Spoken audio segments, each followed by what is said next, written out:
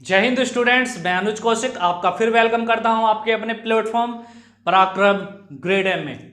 ठीक है फ्रेंड्स, तो आज हम स्टार्ट करते हैं। आज हम किस पर चर्चा करने वाले हैं? आज हम चर्चा करने वाले हैं आपके बेसिक मैथ पर। बेसिक मैथ जो कि आपका बिल्कुल जीरो लेवल जिसे कहते हैं ना, बिल्कुल शून्य। जो स्टूडेंट्स बिल्कुल शून्य से चाहते हैं कि बिल्कुल हमें शून्य से शुरुआत करनी है, उनके लिए मैं क्वेश्चन लाया हूं और ये क्वेश्चन निरंतर चलते रहेंगे इसी तरीके से। तो हमसे जुड़ने के लिए चैनल सब्सक्राइब कर दीजिए, बेल आइकन प्रेस कर दीजिए, ताकि हम आपको बिल्कुल जीरो लेवल से जिसे कहते हैं बिल्कुल शून्य से आप शुरुआत कर सकते हैं। बिल्कुल बेसिक है और धीरे धीरे हम क्या करेंगे, इस पर एडवांस जाएंगे। तो अभी को जो क्वेश्चन चलेंगे आपके बिल्कुल कह सकते हैं बिल्कुल शून्य। मेरे पे विश्वास कर सकते हैं आप। अगर आपको बिल्कुल भी मैथ नहीं आता है तो बस मेरी वीडियो देखिए, 2-4 बार देखिए और बस बिल्कुल आप बैठिए और बस कॉपी पेंसिल लेकर और निकालते चलिए क्या हमारे क्वेश्चन। बिल्कुल शून्य से शुरुआत करते हैं। हमारा चैप्टर है कौन सा? अनुपात और समानुपात। चैप्टर बड़ा इंपॉर्टेंट है, हर एक एग्जाम में पूछा जाता है। लेकिन बच्चे क्या करते हैं, इसे अगर थोड़ा सा भी आप नहीं पढ़ के जाते हैं तो बिल्कुल बिठे बिठाए नंबर यानी कि जो है फ्री के नंबर आप क्या कर देते हैं, छोड़ देते हैं। लेकिन कोई बात नहीं, आज हम ऐसे क्वेश्चन क्या करने वाले हैं, धुआं करने वाले हैं। हलवा क्वेश्चन है, बहुत ही प्यार से देखना है। अनुपात समानुपात में मैं 2-4 आपको कीवर्ड बता देता हूं जो की पॉइंट होते हैं। इसके क्या की पॉइंट होते हैं? एक तो हमें सबसे सरल, अगर अनुपात हमें निकालना है, क्या निकालना है हमें?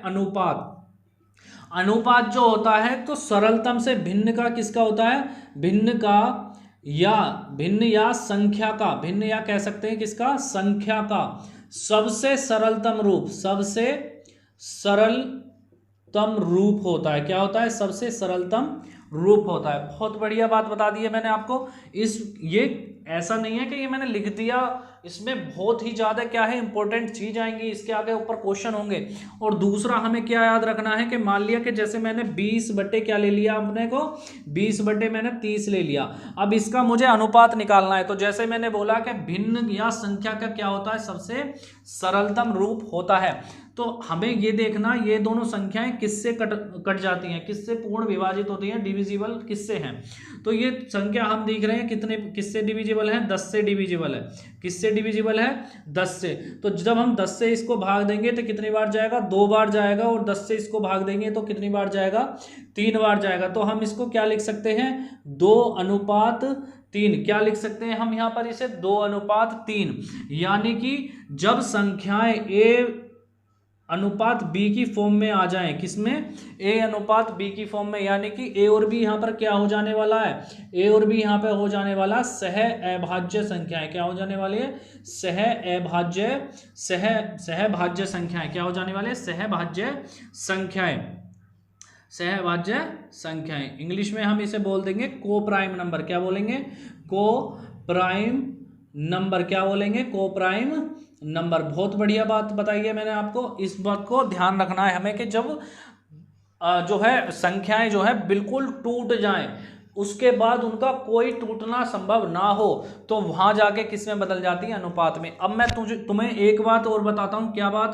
कि अगर मैं यहाँ पे x लगा दूं तो अब ये x क्या है भाई? x मैंने क्या लगाया है? ये 10 को वैल्यू मैंने x मान ली है। अगर मैं x बराबर यहाँ पर 10 रखूं तो वापिस से वो संख्या बनेगी या नहीं बनेगी? तो 10 दूनी क्या हो गया? 20। और ये क्या हो गया? 10 दूनी कितना हो गया? 10 तिया कितना हो गया? 30। तो वापिस से ये संख्या बन गई। वापिस से बन गई या नहीं बन गई? बिल्कुल, बहुत बढ़िया। देखिए कितना अच्छा क्वेश्चन हो गया अपना कि भाई हम ऐसे मल्टीप्लाई कर सकते हैं। बात क्लियर है? तो ये 10 हमारा क्या है? यहाँ पे 10 हम ले सकते हैं इसको HCF, यानी कि जो संख्या अपने HCF से कट के ऐसे रूप में टूट जाए कि उसका एक के अलावा कोई HCF ना हो। यानी कि को प्राइम नंबर का मतलब क्या होता है? जिनका HCF क्या आवे? एक आवे। यानी जो संख्याएं किससे कटे? केवल एक से ही कटे। जब टूट के ऐसा आ जाए कि केवल किससे कटे? एक से ही कटे। जैसे मैंने यहाँ 5 और 7 ले ली। अब मैं बोलूँ 5 और 7 में क्या कॉमन है? तो 5 किससे कटती है? 1 से। और 5 से। 7 किससे कटती है? 1 से। और 7 से। तो क्या कॉमन आया? एक कॉमन आया। तो इनका HCF कितना हो गया? HCF हो गया इनका 1। तो सहअभाज्य संख्या को प्राइम नंबर क्या कहलाएंगी, जिनका HCF क्या हो, 1 हो। ये बात क्लियर हो जानी चाहिए। बात क्लियर है? तो इतनी सी चीज मेरे को आपको समझानी थी, शायद आप समझ चुके होंगे। अगर कोई भी डाउट आ रहा है तो कमेंट बॉक्स में कमेंट कर सकते हैं, या फिर इस वीडियो को 2 से 3 बार आप देख सकते हैं, आपके समझ में आ जाएगा। मैं आपको क्वेश्चन कराऊंगा तो क्वेश्चन में आपको सारी चीजें क्लियर हो जाने वाली हैं। तो बढ़ते हैं अपने क्वेश्चन की ओर।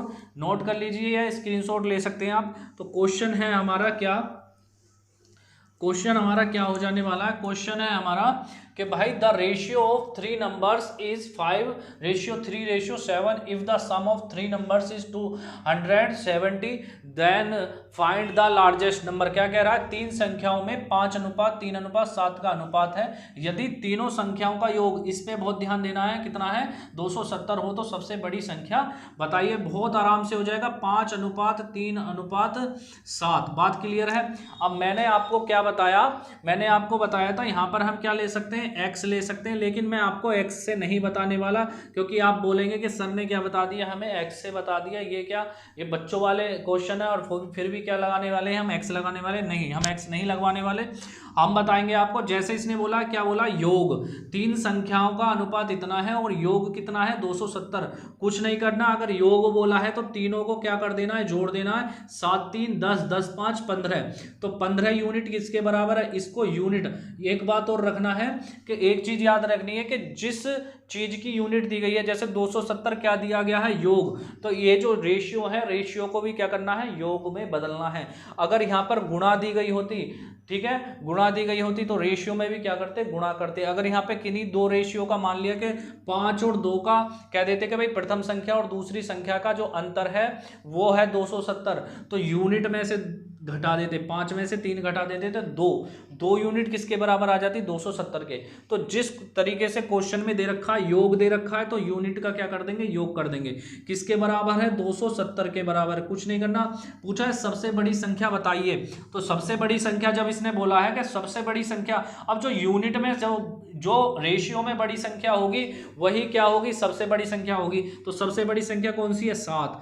तो जो जिसका दिया गया है, एक चीज और याद रखनी है, इसमें पूरे मैथ की जान है ये सारी चीजें, क्या है कि जिसका दिया है, किसका दिया है, 5 3 8 7 15 यूनिट 270 का वैल्यू दिए, तो 15 का भाग कर दो, और पूछा किसका है, सबसे बड़ी का पूछा, तो सबसे बड़ी क्या है, 7 से क्या कर दो, गुणा कर दो, 15 से इसको काट दो, कितना हो गया, 15 दूनी 30, 15 दूनी 30 ज्यादा हो गया, तो 15 एकम 15 हो गया, कितना बचा, 5 और 7 12, 15 अट्ठे 120 और 17 अट्ठे कितने होते हैं, 126। हमारा क्या आ गया, 17 अट्ठे 126 क्या आ गया, हमारा आंसर आ गया।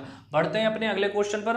हमारा दूसरा क्वेश्चन क्या होने वाला है, the ratio of 3 numbers is 7:11:5। The second number is 52 more than the second number, then tell the value of the third number. 3 संख्याओं में 7:11:5 का अनुपात है, यदि दूसरी संख्या पहली संख्या से 52 अधिक हो तो तीसरी संख्या का मान बताइए। बिल्कुल की पॉइंट पे अपना ध्यान रखना है कि मैंने बोला कि जिस यूनिट की वैल्यू दी गई है, किसकी यूनिट की वैल्यू दी गई है, दूसरी संख्या पहली संख्या से 52 अधिक हो, तो दूसरी संख्या कितनी है, 11 यूनिट की है, और पहली संख्या कितनी है, 7, और कितनी अधिक है, तो कुछ नहीं करना, क्या करना है, 7 11 और 5। तो ये बोल रहा है कि कितनी अधिक है, दूसरी, तो 11 - 7 कर दो, कितना बचेगा, तो कितना बचेगा, 4। 4 यूनिट कितने के बराबर दे रखी है, 52 के बराबर दे रखी है। अब 52 जिसकी वैल्यू दी गई है उसका भाग पूछी किसकी है, तीसरी संख्या की पूछी है। तीसरी संख्या कौन सी है अपनी, 5, तो गुणा कर दो 5 की, 4 से काट दो, कितनी बार कट जाएगा, 13 चौका 52, तो 13 पंजे कितना आ गया, 65। 13 गुणा 5 हो जाएगा, तो 13 पंजे 65। 65 अपनी कौन सी आ जाएगी, तीसरी संख्या आ जाएगी। दैट सिंपल, कितना आसान है।